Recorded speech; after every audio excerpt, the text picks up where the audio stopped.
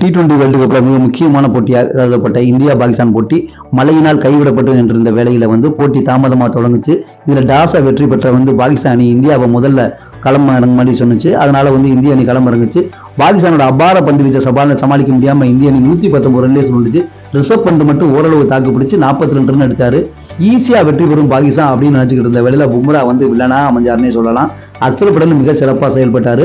பும்ரா அவர்கள் 4 ஓவரை வீசி 14 ரன் மட்டும் விட்டு கொடுத்து மிக முக்கியமான 3 விக்கெட்டுகளை எடுத்தாரு. அதுல 15 பந்துல டாட் பந்தா வீசினாரு. அக்சர் படேல் தானும் சலச்சவில்லைங்கிற மாதிரி தான் வீசிய முதல் ஓவர்ல முதல் பந்திலேயே ஒரு விக்கெட் எடுத்து திருப்பு முனை ஏற்படுத்தினாரு. ரிஷப் பண்டும் மிக சிறப்பாக செயல்பட்டு ஃபீல்டிங் பண்ணுற சமயத்துல 3 முக்கியமான விக்கெட்டுகளை எடுப்பதற்கு முக்கிய காரணமா அமைஞ்சாரு. எப்படியோ இந்த போட்டியை கண் விழித்து பார்த்த இந்திய ரசிகர்களுக்கு ஒரு கண்களுக்கு மிகப்பெரிய விருந்தா அமைஞ்சிச்சுன்னு சொல்லலாம். இந்த போட்டியின் மூலம் இந்தியா சூப்பர் 8க்கு போறதுக்கு ஒரு முக்கியமான ஒரு நிலையை அடைஞ்சிச்சுன்னு சொல்லலாம்.